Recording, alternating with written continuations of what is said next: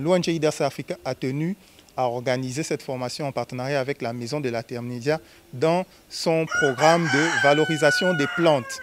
Comme on le sait très bien, nous travaillons sur des questions de plantes rares, mais nous constatons que l'Artémisia, en ce moment, est une plante qui a de nombreuses vertus et qui a une bonne actualité. C'est pour cela que nous avons voulu tenir cette formation, non seulement pour parler des aspects de production de la plante, les aspects de transformation et les aspects de valorisation sur sa consommation sous diverses formes, en tisane ou en infusion. On a été invité par IDRC Africa à venir former ses agents aujourd'hui sur l'Artémisia.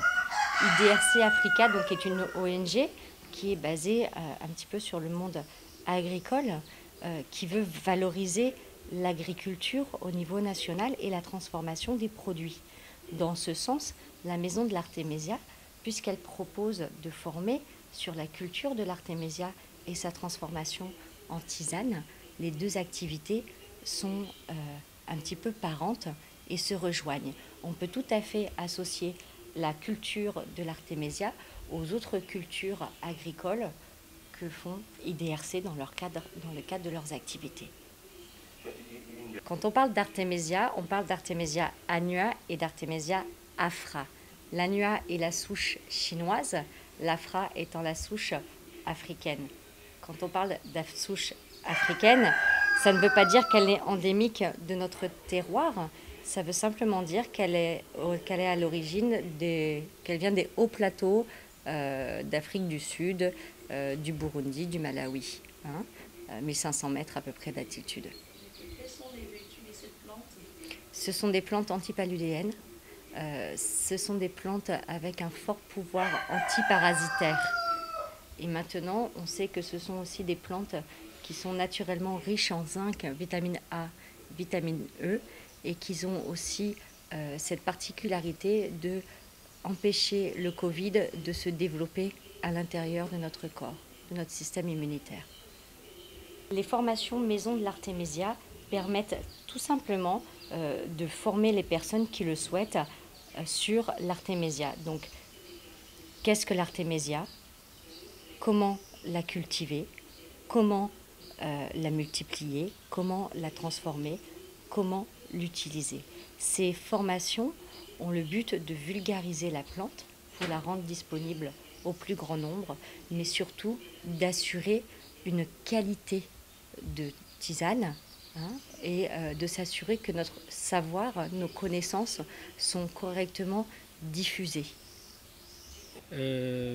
En ma qualité de membre d'IDERSA Africa, j'ai pu participer à la formation sur la culture de l'Artémisia qui a été organisée par la Maison de l'Artémisia. Nous l'avons organisée principalement pour sensibiliser sur les vertus médicinales que représente aujourd'hui la plante.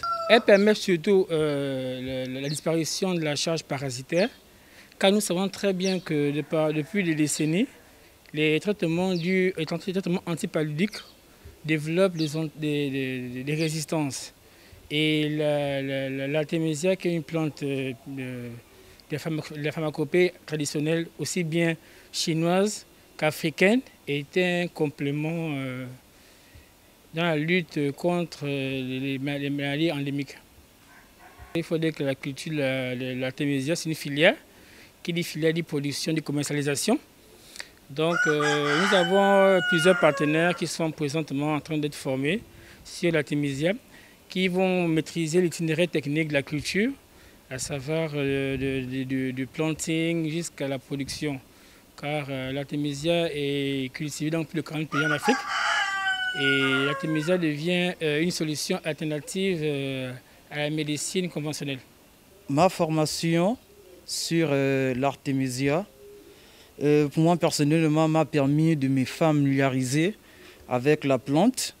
J'ai appris que cette plante, elle prévient contre des maladies.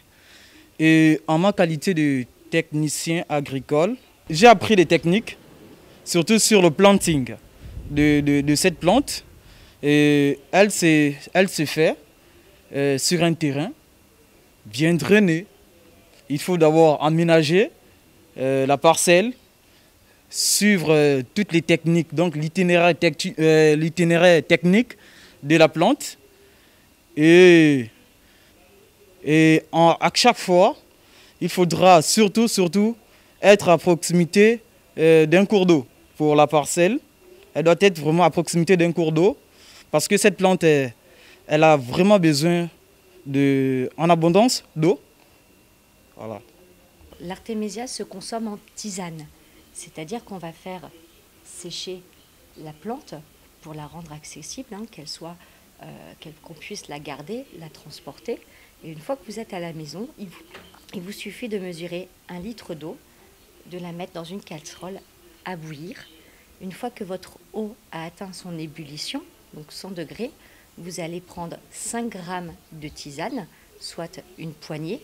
Vous allez l'ajouter à votre eau en ébullition, couvrir, couper le feu, attendre 15 minutes que la fusion se fasse correctement. Après, vous filtrez et vous consommez sur la journée. En préventif contre le paludisme, on prendra une tasse par personne tous les 2 jours. Et dans le cadre d'un traitement curatif contre le paludisme, hein, lorsqu'on a un paludisme avéré, on prend 1 litre par jour, par personne, pendant 7 jours. Merci. Attendez, il y a Natif aussi pour... Et à ceux qui vous suivront. Bravo à tous. Merci beaucoup. Ah, c'est très parfumé, ouais.